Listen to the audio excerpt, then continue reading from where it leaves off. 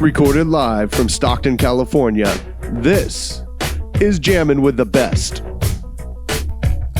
Hello, friends. Kyle's on the board. Yep. Working that. Last week with Stanley. Yeah. Episode 95 here. We got a winner for this butte right here. That one's going in the basket. I don't know if homie's going to putt with it or it's off the tee, but I'm calling in the basket at some point in its life. Yeah, so the winner of this disc is Rude Dog, RUDEDOGG. Shout out Rude Dog. Good job. So man. I got to figure out how to hit him up on YouTube. I've never hit anyone up on YouTube. Him or her. Could be a or rude her, girl. or her. Rude girl dog. I don't actually know. So, yeah. Congrats. Lucky you. Get a signed Paige Pierce Soul. Nice. Yeah, so we had some, we got to drop the plasma orbitals. Oh, OTB yeah. Open plasma orbitals. That's cool. I don't think they've done that plastic mold combination yet. People weren't very fast to react to our post about it, Mm-hmm. but the people that did were stoked. Yeah. So, That's think a it'll true fan right there. yeah, it'll be like a cult type disc maybe. People Well, will love it. Orbitals, like super flippy, what, 12? Like 11? 11, I think. Maybe, 11. Definitely, I think that's their most understable high-speed driver, if I remember right. I would think so. Yeah. That's cool. It's got one of those PLHs that are like on the table when you set it down. Almost like a Mamba is probably a decent comp. Yep. Tempest is a little faster, but Yeah, our sale's a little slower, but yeah, nice. yeah, so we got those and they look pretty cool. The same OTB Open mini stamp. Mm-hmm. Yeah, we this have is on the first phase or wave. Either one you use, phase or wave, it's also a disc from MVP. And it's if it's Phase, it's spelled different, but the artist that made the stamp is Yep. Jeff Phase. Also phase, Yeah, so phaser beam. the phaser beam. We got to see him this weekend. Yes, we did. I think we'll see him next weekend too. Yeah. I think he's I'm playing. not playing next weekend, but No, for sure. I mean, I'm not signed up. That's why we added more holes, I thought. Oh, maybe. Was to get you and Sam hell signed yeah. up. I'm in then. Yeah, we've got more holes, so Sweet. at some point sign up. All right. I'll just add you guys right now. Yeah, here we go. Getting into tournaments. Yeah, we had a tournament last weekend. We had to take that shit down. Ribs I didn't be take darned. it down. I did not take it down. I played with Jer. Yeah, I played with Sam. We tied took for it down. 5th. We shot a 13-13, and these boys shot a 14 and a 17. 17, man. We started that round with 16 straight birdies, Yeah, not me. and we knew we were going for the perfect game. And that hole, it's not the easiest hole, hole 10. No, it's actually one of the harder gaps to hit. Yeah. And right now, the hyzer's not as tempting Yeah, because there's no because skip. there's no skip. So me and Jared both went up to the go. I actually almost aced that hole. Nice. We thought we had to ace out in order to have a chance. And yeah, depending on how far along you were, you maybe did. I think we did 100%. And I actually almost aced it with the reactor up the gut. It was a pretty cool shot. All right, I'm adding you guys right now. Yeah, dude, we knew we were going for the perfect round. It was like halfway through, and like, all right, we're 9 through 9. And then we just kept birdieing along, and there was maybe one hole really that I was worried about, and that was going to be gold 8.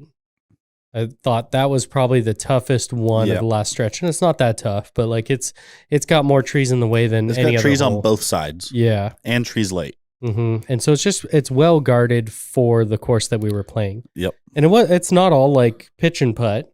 No, definitely not. It was mostly in the short, but enough. I think in the mid. I feel like it was a lot of 320 to 360 type throws. Yeah, exactly. So not like a 160 to 260 type course, but yeah, just kept rolling along 14, 15, 16 holes, ended up hitting the gap, got absolutely no skip, but that was fine. Put us like 30 out, and Sam was putting like a madman. It was either we were taking my shots and he was making the putts, or anything that I putted off of his was like 20 or less. So I hadn't really putted that much most of the round, and his putt was on fire, and he just drilled cage, and I stepped up, took a little extra second because I knew it was for it, and put a good height, just missed a little bit right. Yeah. And we birdied the last hole, and we ended up having to go into a playoff with Sap because they had us by 1. Sap and Austin had us by 1 going into the second round. They were tied 15 down. There was 2 teams at 15, I think 3 teams at 14, and 3 teams at 13. Yeah. So it was 8 groups of 2 within 2 strokes of the lead. Yeah, it was crazy. It was real tightly packed. We didn't have much margin for error, as shown by we shot 17 and we still needed to play off. Yeah, I mean, the course isn't, especially for open doubles, it's not hard. No, not at all. Like you need to hit them. I feel like every hole's must to. Yeah, so we were 31 down on 37 holes. Yeah, we bogeyed a hole.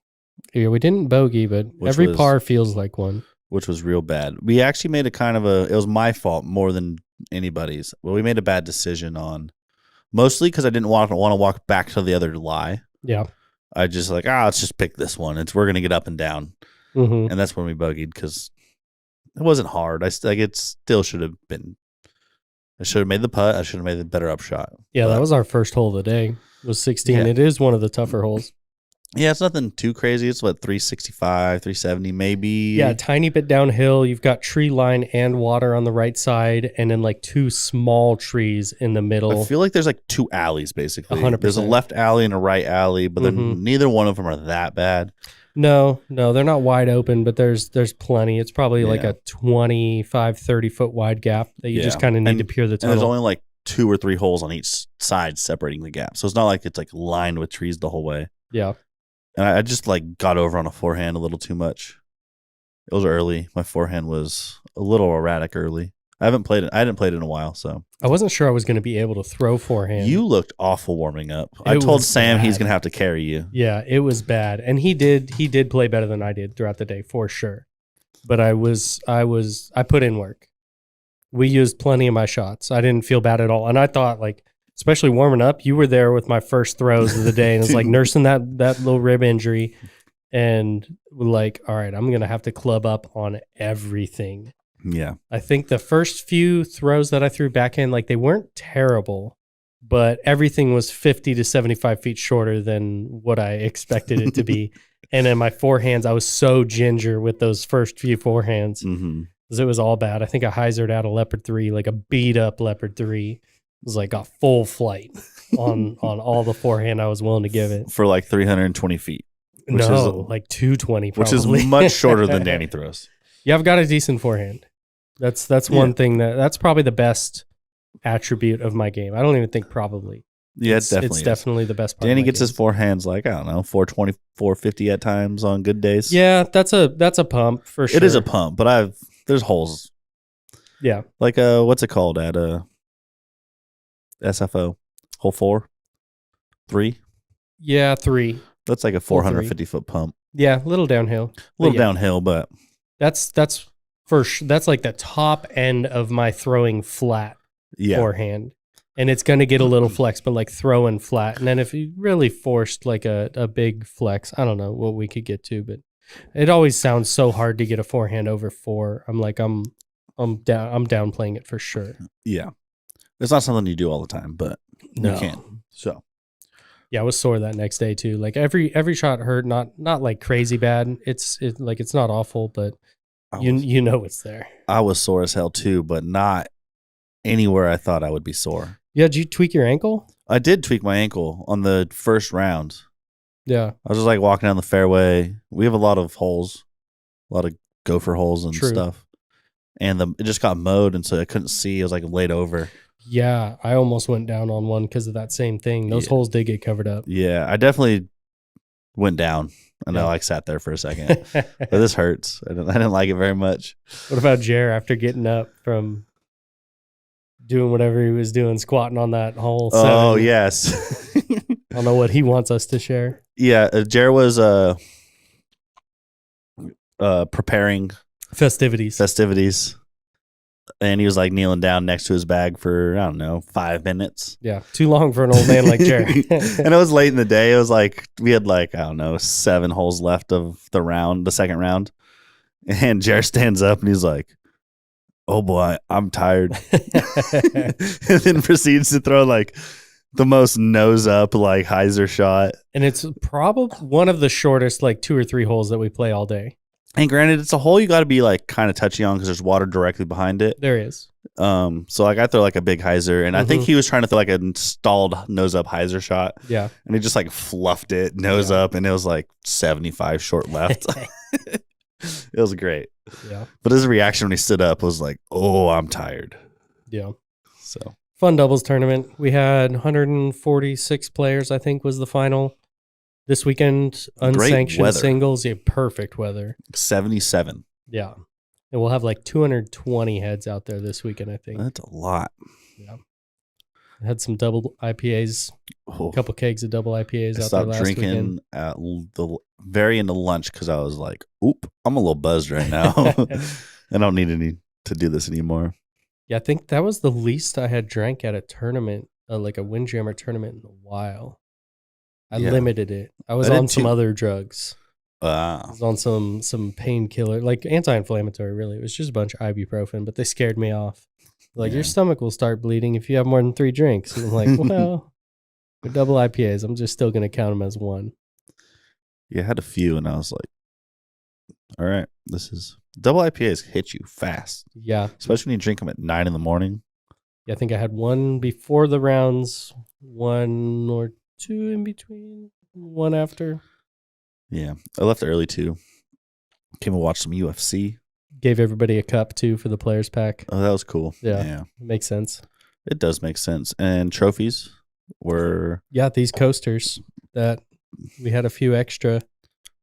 So this was Duclo, our new hire. He's been with OTP longer than you, technically. Yep. He made the website. Yeah, he did. That was late 2016. But we've got him on full time. He made these and the trophies. Mm-hmm. So also the All-Star weekend. Yep. The All-Star event was this past weekend. The Nico Ace. Nico Ace was sick. Yeah. What a shot. And that boy can react. I like the enthusiasm and the raw emotion. Mm-hmm. It's more than I would do, but you know what? That's fine. It's pretty funny. Hit dude in the face. His shot was more than I would have done. I didn't really like the reaction, but I am also not someone that wants to limit someone's emotions on something. Like celebrate, like do what you want. Just because I didn't enjoy it doesn't mean everyone else is not going to enjoy it. We ain't throwing a 15-yard penalty on that one. Hell no. Nope. We're not about that. We want you to have fun. Have fun however you want to have fun. I like that he does the parkour off the tree again. You see, he missed the high five and smacked dude in the face. Yeah, was that Ezra's brother? Oh, was it? I saw some comment about because it was like Ezra's high five that sort of like knocked him down, or I think he got tripped up on like Hamas or Kyle Klein's feet or something like that. And someone on like Facebook commented about how I like how you like your high five like brick wall got him after he knocked off your brother's hat. And so I have a feeling it might have been his brother. Yeah, he definitely like smacked dude right in the face. Hey, sometimes you just lose yourself for a minute. Yeah, he was super amped, and that's a hell of an ace.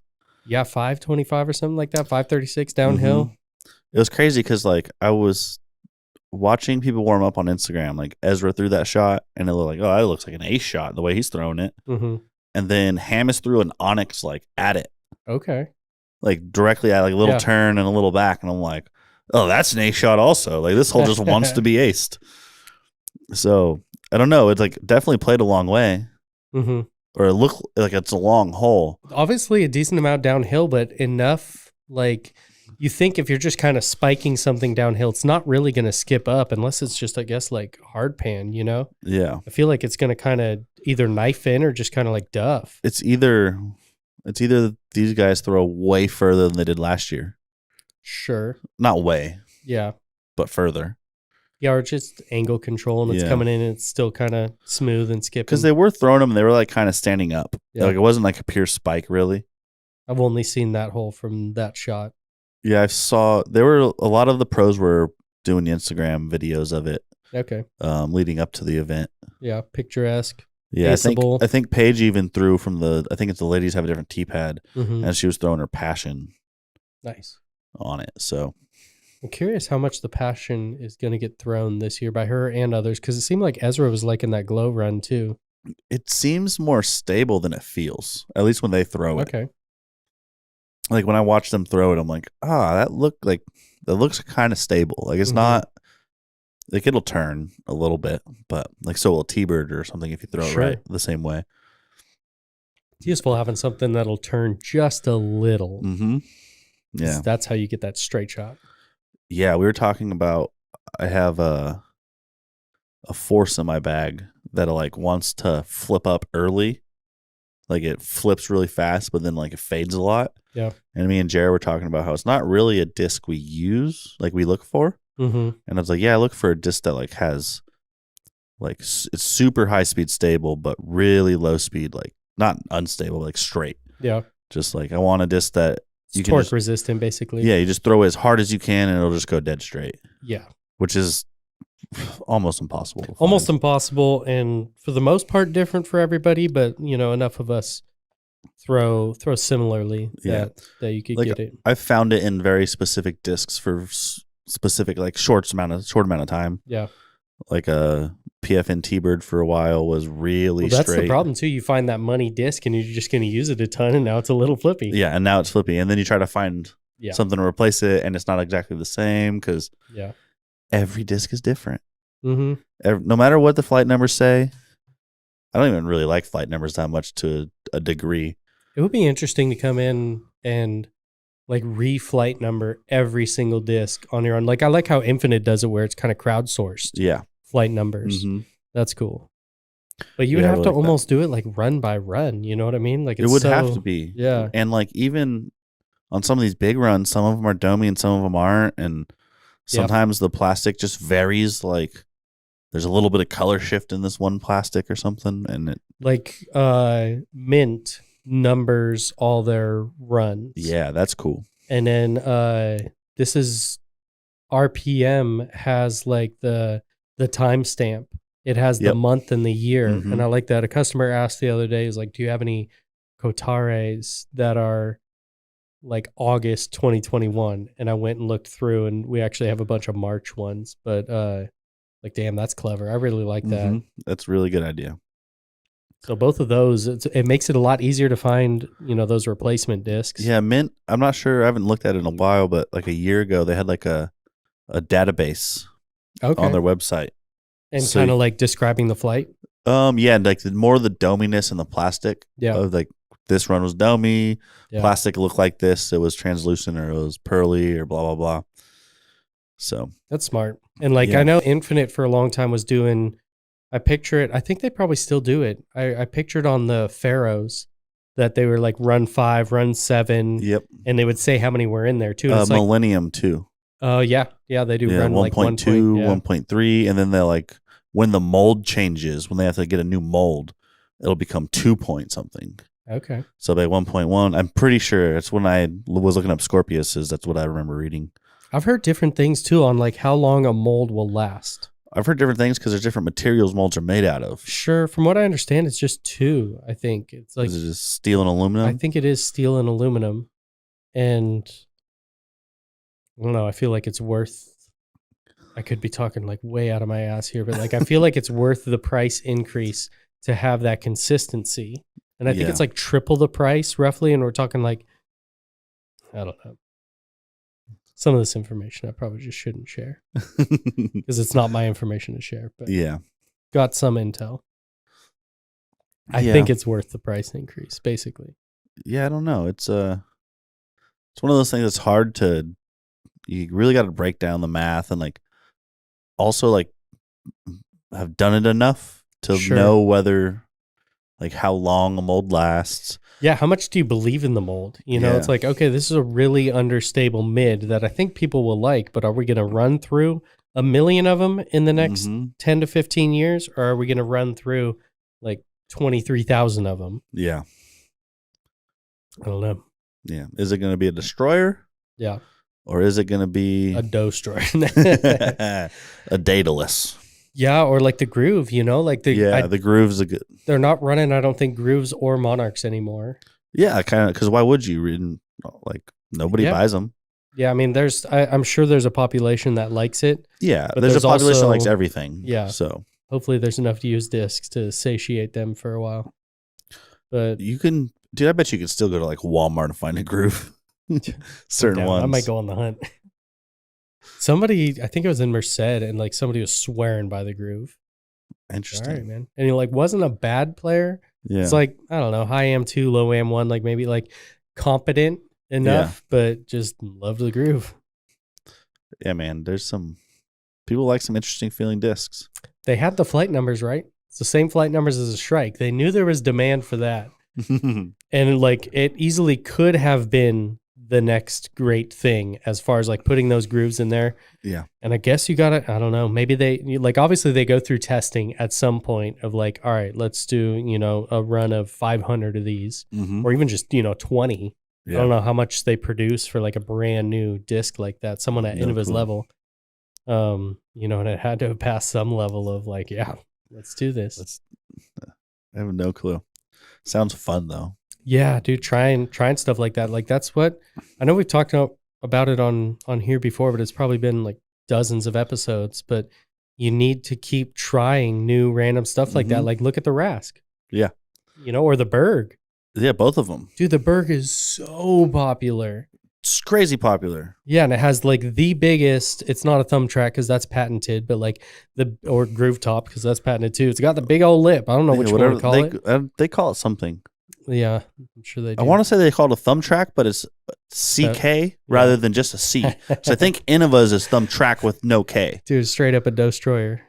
Yeah, I'm pretty sure the Innova's is thumb track with like just a C at the end. It is, yeah, for sure. And that's just wording. Okay. And so they call it a thumb track. I wonder if thumb track like with the K wasn't patentable. Maybe. Like, no, that's just a description. They're like, throw that K out of there. Throw that K out. No, it's a brand. Slap a TM on it.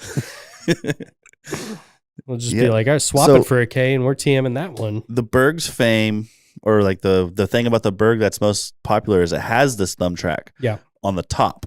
But on the bottom, they claim it's like, it's not that it's not there. It's just a lot smaller feeling than the top is. So, well, like the Innova one, you can't feel at all. It's a much smaller thumb track, but you don't feel it on the underside. No. Yeah. But theirs is a big like mold difference. Yeah. I think people know, but there's one right here. Yeah. Try not to break anything. A Leaf Swinson. Yeah. People know. We can insert one, in the graphics too, but yeah, you don't really feel it on that underside. There's a little bit of a ridge.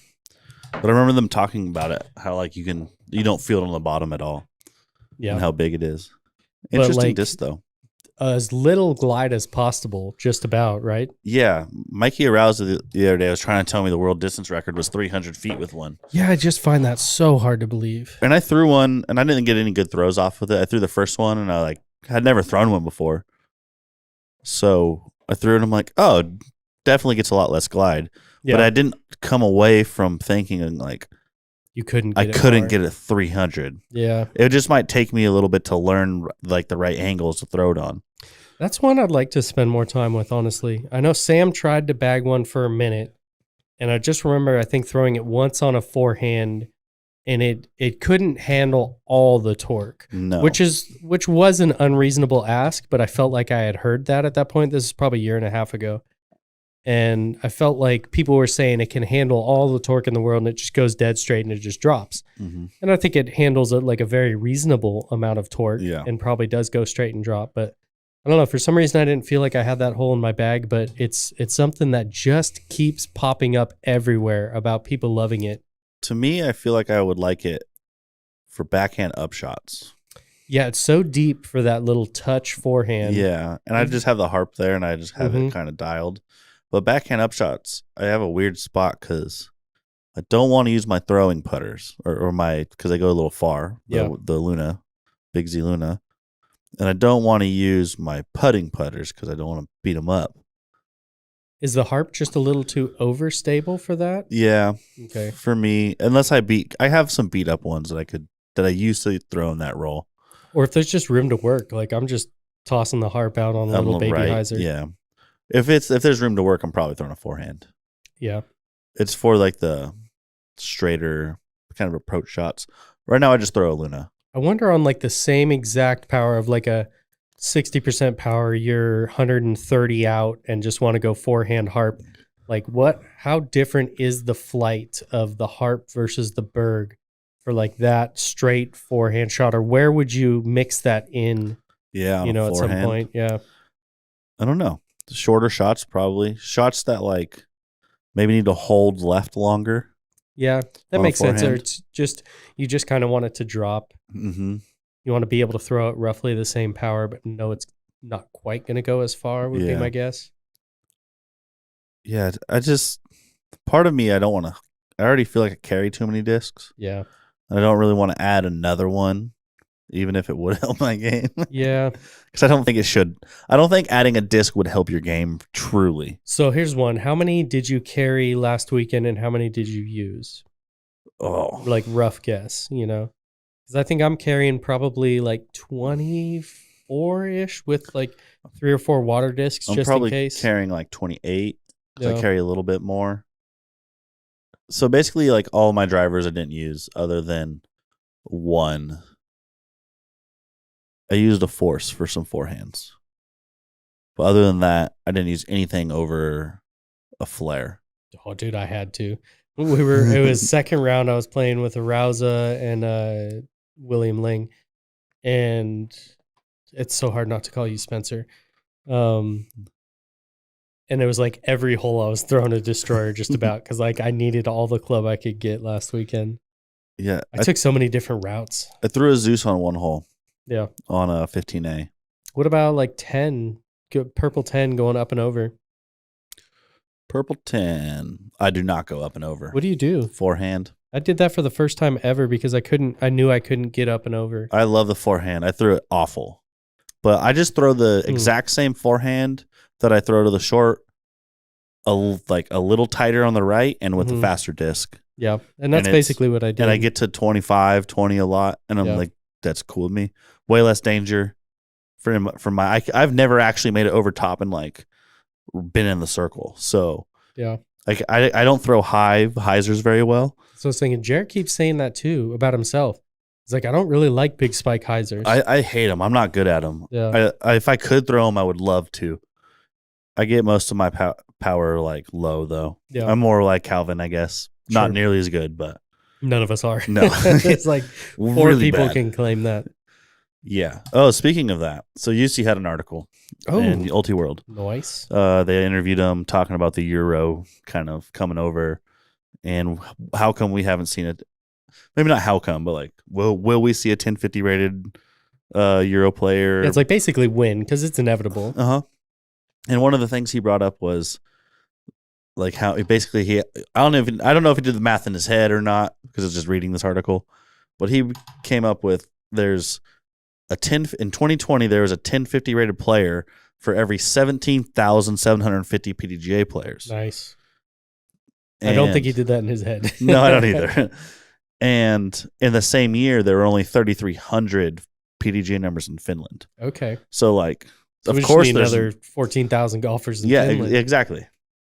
That was kind of his point, and he was pretty. It's crazy that there's that few in Finland. Yeah, for how big their like crowds are and stuff. Yeah, like I mean, throw in Sweden and a lot of the rest of Europe, and I'm curious how the numbers stack up. But yeah, interesting.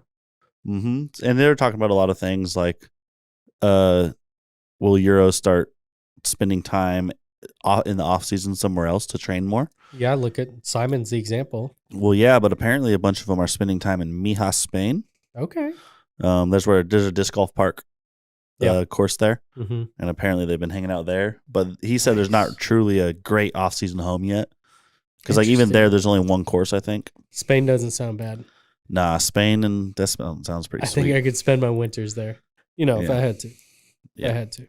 Taking little siestas every day. Nice, dude. I'm in. Yeah. That's cool. That's interesting. Moving OTB to Spain. Yeah, it was a really cool article. It was basically just they have that European Reopen series. Yeah. And it was just another part of that. And so when is that's running like the whole season? I don't know. I've seen 2 articles about it. One was just introducing all the Euros coming over. And then one was this UC interview. Yeah. It was pretty cool though. I enjoyed it. Ultiworld's doing some cool. There's some news people breaking out. Ultiworld, Yeah. that green splatter. Mm-hmm. He's out of Utah. Oh, that's right. I saw him in our DMs again, and you answer all that, but I'll get like emails and I'll look through our promotions or social emails. And I saw him and he was asking something. I forget what it was. I was like, yeah, who was that? I knew it was someone, obviously, that you were talking to. Yeah. That's right. Yeah, another news source. Another news source. Seems to be writing both like news and like takes, like opinion pieces. Seems to be doing it every day also, which is dope. Nice. Consistency is think huge. He's a college kid, but I'm not positive on that. Dude, there's such a gap in, like, obviously Ultiworld's killing it, but there's room for 10 news sources easily. There's room for 10, like, where they just like do like what, I don't even know what you call it, like some of the Sports Illustrated pieces and stuff like that, where they're big, like long form. Is that op-ed? Is that like? Yeah, maybe. Yeah. I'm not sure. Big editorials. Yeah, big editorials. Like there's room for like that, like covering players and stuff. And then there's also room for like the news and the business side. And so you can go a million different ways. Right now, everything's focused around player contracts. True, and it's interesting, and it's what's going to get the clicks, and it's good for outside to come in. But yeah, like if you're trying to start that career right now, there are some opportunities. Green Splatter interviewed, what's his face, AJ Risley. Okay, nice. Yeah, they're like, what happened to AJ Risley? Let him tell you yourself. Yeah, that's pretty cool. Yeah, there's like, you look at like a Brian Earhart too, who's finding a different avenue than just competing professionally on tour. Yep. There's a lot of different ways to make it. There's going to be more and more jobs in disc golf too. Or like a Nate Perkins, still competing on tour. Played last weekend at wintertime. Christine Jennings. Yeah. Another one. She does a lot of I guess it's commentary, like coverage, like in-round coverage. Yep. Yeah. Or like Hannah Macbeth. Yep, Hannah. And she's like, hey, I'm going to be on tour. Why not? I've got a great opportunity to tour and travel with Paul, and she could compete. She's good. Yeah. She's really good. And that's like, it's a tough choice. And I think it's probably some of the same stuff that Perkins is going through, where he knows like he's at that, that echelon where he can compete.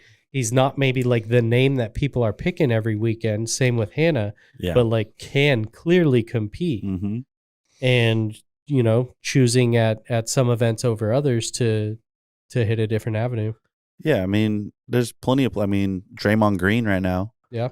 In his time off or when he's hurt, hops on TNT and goes and does that. So I think it's something that you're seeing more and more of in all sports. Yeah. And disc golf being where it's at, like the growth, there's going to be players trying to pick their niche that they want to, because like playing's great and all, and everyone loves playing, but you have a finite career. Sure, you have a finite career, and it's in a sense gambling because you're not guaranteed every time. So this sets your floor pretty high. It's not like, it's kind of a weird segue, but like Marquise Brown, Hollywood Brown, maybe retiring. It's rumors he's retiring from football to be a Twitch streamer. Yeah, solid wide receiver. Apparently he's really good at Madden. Nice. But like the physical, like football's much worse, but like the physical harm your body goes through in playing any sport and like maintaining it, the repetitive actions you do over and over again, it hurts you long term. So if you can make money outside of that while still being able to do it to some regard, would be awesome. Like Nate, like I think what Nate Perkins does is pretty cool because he picks and chooses when he plays. Yeah. He has multiple avenues he could go because everyone's career ends, but when his career ends, he can go like 12 different ways right now. There's a million ways he can go. Yeah, I mean, he's already announcing. Yeah. And doing that. And he's already an agent like, representing players. So he can go a lot of different ways. Sexton's kind of like that too. Yeah, so Nate just signed with, or is working under Schaefer. Yep. which is sponsoring what was, I think, dang it, it's not Jones. It might be Jonesboro, but it's called LWS Open now. That's Idlewild. Idlewild. Yep. Yep. There was no sponsor for that before. I don't think no so. like title event. Because played again is Jonesboro. Yeah. I think LWS is Idlewild. Yeah, and that's cool. Blake Mhm. Blake Schaefer, good dude. Yeah, there's a lot of ways to go, and agents are going to be huge. Mm-hmm. Absolutely. Like baseball's going through a labor dispute right now. Yeah. And they have like one of the most powerful unions ever. And so that's the lockout is owner initiated. Mm-hmm. They haven't returned a deal. Basically, they've been negotiating, and the players keep coming forward with deals, and the owners, nah, I'm good. So they're basically like, obviously it comes down to money, and they're trying to pay less, but such an interesting sport to do it in because it's the one basically that hasn't had a salary cap. Yeah, it doesn't have a salary cap. It has so a luxury are they trying tax. to institute one? No, I don't think so. They just want like all contracts to go down by 25% or something. I don't know what it is exactly. A lot of it for the player side has to do with arbitration and what's called I'm gonna get it wrong. Dang it. Basically, it's a player like when the very, very, very, very elite prospects are Super 2 is what it's called, a Super 2 player. They keep them down in the minor leagues for like 7 to 8 extra months in order to keep their service time down. It's called manipulating service time. Okay. And they manipulate their service time in order so they can't become a free agent until like a whole year later when they're like 27 years old or 26 years old. Yeah. It depends on when you graduate or whatnot. Mm-hmm. But a lot of these players get like screwed out of millions of dollars. And then there's the whole minor league pay, which is another big. So low. It's the one guy. There's people all over the internet right now showing their minor league salaries. And it's like $11,000 for the whole year. Which is wild. Because I was a bat boy for a minor league team in the early, like 2004 to 2007. And those players are there at 5 hours before the game and 2 hours after the game every day. Mm-hmm. And they're not short games. They're not short games. They're getting paid well less than minimum wage. The problem is it's not giant revenue either. Mm-hmm. What you do is, what you say though is it is because this is the product that, like, you're making a product right now. Yes. You are. It's raw materials essentially. Yeah, basically. Yep. You're paying for raw materials in order to hopefully turn them into. Yeah. Which sounds really terrible. I don't want to commoditize like human. No, but like it's sort of. If you want good baseball players, like really, really, really elite baseball players, you need a minor league system. Mm-hmm. Either that or you're going to turn college or like overseas. Yeah, and it's different than basketball and football because people mature quicker for the sport. Yeah, in baseball, it's so much about like pitch recognition and learning how to hit, and like pitchers, you can be a 35-year-old pitcher and be really good. Yeah, and you get crafty and like you can get young hitters out. Quarterbacks, you can do that a little bit too. Yeah, 100%.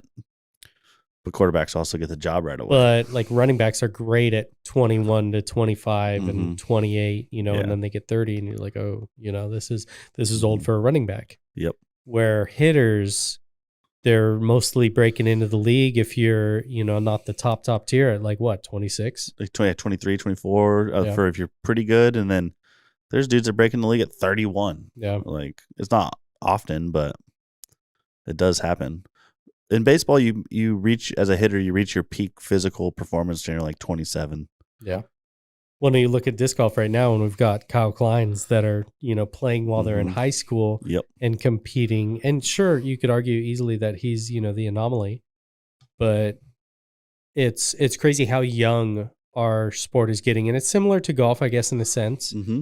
Obviously you had Tiger go off early, or, you've got your Spieths and Dustin Johnsons, where I feel like it's more early, 20s. I think our sport is, lends itself to a younger superstar than traditional golf. I think it might be because putting's a little easier. Sure. And also being bendy in disc golf helps. Sure. The Yeah. bendy, the more like flexion you have in your thoracic spine, the better you are at throwing things. I got no rotation last weekend. Yeah. Like what's his face? Seth talks about it all the time. Yeah. You got to have good mobility in your upper spine, or else you're not going to be able to throw a disc far. That's true. So like when you're 16, you got all the mobility in the world, and you're 18 and long and lanky, you start filling out. Yeah. Like us olds. Yeah, I wonder what the prime of your disc golf career will end up being when we have another 100 years of data. You know, I'm guessing like 23 to like 30. But obviously, you know, look at like how old's Paul right now? 31, 32 maybe? Yeah. And it's hard to say that he's it's hard to say that he's not past his prime, but it's also hard to say that he's not right in his freaking prime right now too, still, you know, for another 2, 3, 4 years. Yeah, and I also think we're of the age when athletes' prime are longer than ever. Yes. I mean, look at Brady, look at LeBron. Mm-hmm. I mean, not even just those two, but like the Carmelos of the world. Like, sure he's not what he once was, but he's still a solidly a middle of the NBA. Like, he's not bad. Yeah. In football, like there was a ton of Rodgers people still killing it. Rodgers and Roethlisberger, and I don't know how well he was playing, yeah, he wasn't very good, but the fact that they're still competing at the ages they are. Yeah, technology, understanding of nutrition. Weddle, coming in. Broke himself, still kept playing. That pec was torn up. Yeah. You see the pictures? No. Oh, all so bad. It was like bruised all the way down his bicep. Got that ring, though. He got that ring. He says he's never playing again. Yeah. I believe him. He took a shot at the Chargers on the way out, too. Oh, man. That's fine. Honestly, like, that was a weird situation when he left. He was still playing a lot on special teams, too. Like, he got worked. He played so many snaps and wanted to get paid for what he had done. You know, and I don't blame him for having that thought. And he still had some good years left, but like our GM was not ready to pay him for what he had done. He wanted to pay him for what he was going to do still, and thought that was, you know, low. Part of the issue with sports is you get paid for what you did, but people want to pay you for what you're going to do. Sure. I mean, you need to prove it. So you have to have done something. So like Mike Trout was getting paid nada. Yeah. I mean, arbitration helps because baseball players go through a weird thing where the team offers a contract and they say no.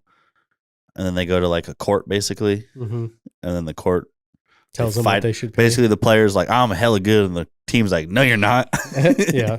And then at the end, they're like, the judge is like, you owe $4 million to this guy. Yeah. So it's a little different, but Mike Trout should have been getting paid so much money early on. And he ended up getting paid a bunch of money. But a lot of these people are really good, and then their body starts to break down, and they're not as good, and they still haven't really got paid. Yeah. And they want a good contract for what they did. Yep. But everyone's like, well, you're not really going to be that good in the future, so it's hard to pay you for that. It is tough. It is tough. You know, especially salary cap league. Yeah, NFL. I know what you're going to do, or I have a good idea what you're going to do in the next few years, and I'm not going to pay more than that. Running backs really get screwed in the NFL right now. That is like the easiest piece to look at, and like the Le'Veon Bell situation where he held out for a whole year and then didn't get paid that much and didn't play that well, you know, after his time where he was killing it at the end of his contract in Pittsburgh. Yeah, it's so weird. Because I understand the player side of it more often than not. Sure. Just being an athlete, I think, also. But I also understand some of the ownership aspects of it. Like I understand paying someone the rookie contract or whatever, because that's what everyone does. Yep. But I also understand Le'Veon holding out, even though I don't think that was his rookie contract. I think it was the second contract. Yeah. But I understand him holding out. But I also understand the ownership being like, yeah, you're not worth as much as you want, so we can find a good running back in the 5th round. So it's really interesting. the whole It is. dynamics. And if you look at like the disc golf of it, at least you can move product with someone who's not as good. yeah, Like Simon's not competing as well as he did before. sure. Still moves a ton of product. Moves a ton of product and like, great with social media, obviously. Mhm. Biggest name to ever come out of Europe. Yeah. And I think you have the feeling that he can compete at any time. Like obviously he had Yeah. his injury history in the last like year and a half roughly. Mhm. But like I'll take Simon any day for just purely play. Yeah. He's know? so good still. And yeah, like he went, 14 or something probably in that draft. Maybe even a little earlier. Yeah, I think a touch earlier than that. It was second round, I want to say. Yeah. I think he just has the potential to win at any point. 100%. I don't know when his last win was. I probably couldn't tell you. Yeah. But I just feel like it. He has the skills. Like obviously the man can do anything with a disc or a frisbee. And he's so likable. I think that's another thing too. Big time. Sometimes it's hard to get past how nice someone is. Sure. Yeah, it does make it easier. Well, and again, that sells product. Yeah. It does sell product. His like kindness is like genuine. Yeah. What you see on the camera is what you get in person. And it's not always like that with people, but with him it's like 100% like, yep, that's who you are. Yeah. KJ was the same. KJ's exactly the same, yeah. Calvin's better in person even. Yeah. Like I love his persona. Yeah, his persona is great. And it's the same though. It is the same. He's willing to open up, I think, a little more than he was on camera. Mm-hmm. But yeah. It was cool meeting all those guys, and then we'll have them back. Yeah. Excited for that. All the fun things. Yep. Excited for the net. We're going to get it too. True. Just got the radar. Yeah. Shout out Pocket Radar for hooking us up. We're going to order some too. So you guys can, we're going to try to coincide some things, I think. Nice. Drop it all when we make a video or something about it. Oh, yeah. That'll be fun. So we got to get someone else in on filming now that we're losing Stanley and Greg. Yeah, we do. Got to get somebody who's happy to be behind the camera and comfortable being behind the camera. Kyle. We're looking It's at you, Kyle. You got to do it. You don't have to do it, but got the thumbs up from Stanley. Yeah, Kyle can run the cameras. Yeah. Iron Samurais. Oh yeah. Today. Yeah, we had a bunch of stuff. Iron Samurais. We got our huge MVP restock. All those Eclipse 2.0, Envy and Proxy pre-orders. All the premium plastic Nomad pre-orders. Some more mystery boxes. We had 3 pallets of MVP arrive yesterday. Yep. And then our shop's full again. Yeah, the Iron Samurai 2 sold out in a couple minutes off Is our it site. Iron Samurai 2 or 3? Yeah, 3. Yeah. This is the first one made in there. As of 4:30 p.m. Eastern time on Wednesday, there were still 2,000 on Discmania's website. Yeah, which is cool. Like, I'm sure some part, like I know UC says he wants to create, 95% or 90% of what the total demand is so that it's still a sought after and sold out product. So I don't know if he has any weird feeling about it still being available or if he would prefer, an instant sellout. But I think it's cool to see it. They're not going to last that long. You know what I mean? They're not going to last for weeks or months or anything. I think it's good to sell out things really fast initially, but I also think it's good to have things in stock. Yeah, it's a tough one. Obviously, this is a limited run versus a stock offering. True. And so that's what we're talking about. I think specifically for these limited runs is when his quote is true. Yeah, you want to have like stock C line DD3s be available consistently and constantly. And yeah, it lends itself to that question of, how limited basically do you want the limited edition to be? And there is some not like intrigue, but there is some benefit to something selling out that quickly. It keeps that secondary market strong, which obviously they don't get like direct benefit from.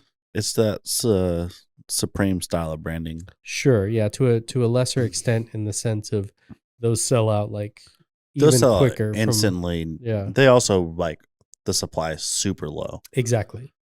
They don't really have anything that has a high supply. No, they're not going for 90 to 95% of supply. They're going for like 1% of Yeah. supply. But also, they didn't start that way. Yeah, I don't know. I'm aware of the brand little bit, but it's mostly just a skateboard brand, like culture, street culture brand from New York City. It's been around forever. How long? I don't know. Early 90s probably. Okay. I was wondering when you said forever, I'm like how long? Supreme. Let's look it up. 30 is about the max of what I would have been. Yeah, most of those are established 94. Okay. Yeah. So almost 30 now. Yeah. New York City, skateboarding, hip hop culture by James Jebbia. Okay. Never heard of him. No. Now they have 14 locations. 2 in New York, Los Angeles, San Francisco, Milan, Paris, London, Berlin, 3 in Tokyo, Osaka, Nagoya, and Fukuoka. So you just got a store that's got nothing in it. Yeah, sorry, it all sold it's out. probably a bunch of stickers and like the stock Yeah. black or white with the red Supreme red shirt. bar. Yeah. And then like if they come out with baseball bats And it's like a $300 shirt. or a something. hammer. Yeah. I remember the hammer. They do every random things, man. Yeah. Coasters, hammers, bongs, like skateboards. It's the opposite of like Walmart and Amazon. Yeah, 100%. Just like high volume, low profit, or like it's the exact opposite of Costco. It's like apparently Costco really doesn't make much at all on the products. It's all in membership. Makes sense. Yeah, it's like And very, food. very small margins from what I understand. Yeah, and the food, like even the food's really small margin. The food is probably small margins. A lot of people buy their food though after they shop. Yeah, I rarely do these days. I lived off that shit in college.